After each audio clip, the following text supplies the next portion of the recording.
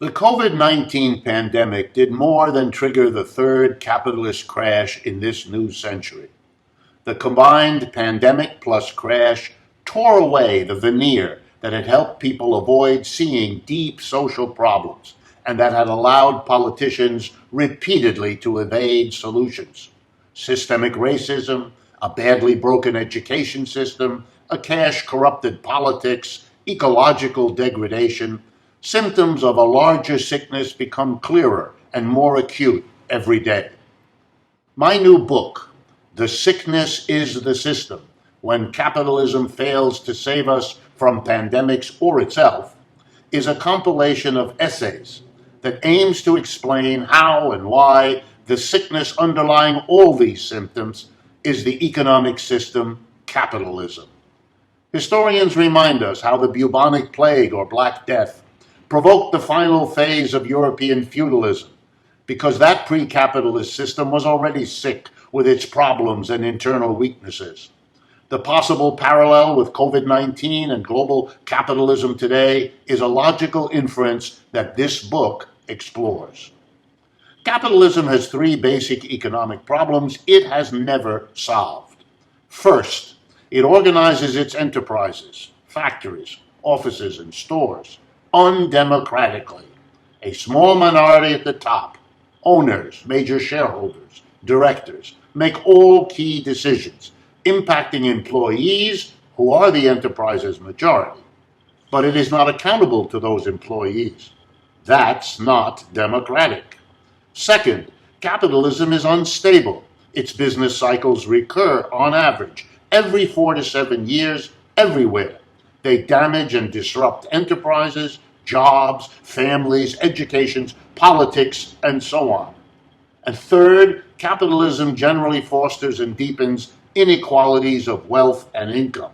Capitalism lacks economic democracy, stability, and equality. Very basic problems. Across the last several centuries, as capitalism spread from England to its current global prevalence, its three basic economic problems persisted. Various solutions were proposed, but none succeeded. At best, reforms softened the problem's social impacts. Corporations were advised to recognize stakeholders beyond their shareholders. Keynes and subsequent economists developed monetary and fiscal policies for governments to use against the system's instability. The history of capitalism is filled with efforts to redistribute wealth and income to achieve less inequality. Most of those efforts failed. Inequality remains emblematic of today's capitalism in country after country. Capitalism has so far outmaneuvered or outlasted the many movements aimed at reforming it.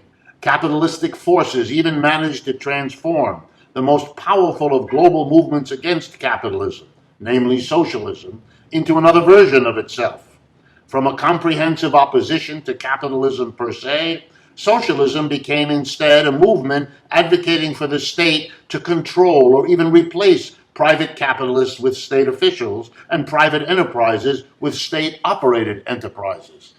In reality, the great conflict of the 20th century, capitalism versus socialism, or the US versus the USSR, was predicated on an elaborate misspecification of what each system actually was. Capitalism in that great conflict was private capitalism, a system of enterprises producing goods and performing services that were owned and operated by private individuals who occupied no position within a state apparatus. Socialism was state capitalism, a system of enterprises either owned and operated by the state and state officials, or else privately owned and operated, but under direct, intrusive state supervision and regulation. The former socialist structure got called communism, and the latter democratic socialism, or similar terms of distinction. And yet both private and state forms of capitalism were capitalism. They developed leaders confident that capitalism's three basic problems were not existential threats. No leader imagined or foresaw what has now happened. the COVID-19 pandemic arrived and triggered another of capitalism's periodic crashes. The pandemic and the crash then worsened one another. Together, they triggered social tensions that brought inequality back onto the forefront of social consciousness in the United States and beyond. One consequence of the neoliberalism that took over much of world capitalism after the 1970s was that privatization and deregulation became favored policies for dealing with capitalism's continuous crashes. Authorities thus imposed austerity measures after the 2000 dot-com and the 2008 subprime mortgage crises. Public services, including measures to protect and advance public health and regulations governing private healthcare industries, were cut. And those cuts undermined the preparations, private and public, for a possible viral pandemic. When COVID-19 hit, it thus triggered the capitalist crash that was already overdue since 2008 and 9, actually more than the usual 4 to 7 years between crashes. The readers of The Sickness is the System will find analyses of the intertwined crises of public health and the capitalist economy. With each of the book's 5 parts, a unique mix of essays and updated transcripts of videos and media interviews are presented chronologically, as they were produced in response to the evolution of both the pandemic and the economic crash. Part 1 of this book thus argues that the cause of our current societal sickness was not chiefly the virus, but rather an unsustainable and vulnerable economic system. Part 2 explores capitalism's accumulated vulnerabilities with particular emphasis on how they undermine the capacity to contain COVID-19 spread across the U.S. Part 3 examines how the intertwined pandemic and capitalist crash reawakened millions to social problems capitalism had long been unable to solve.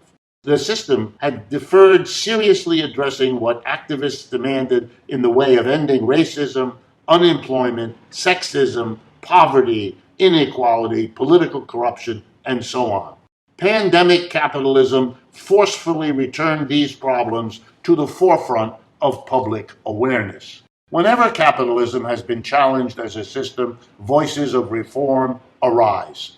Reform proposals serve as distracting covers for what the main government programs actually do. Throw unprecedented amounts of money via government deficits and central bank money creation at capitalists to help them get through the crises. Part 4 of the book offers critical looks at reforms of capitalism in the past and what that history suggests about the pertinence of similar reforms here and now. Given the history of past reforms and this latest crisis's extreme severity, reforms may no longer suffice.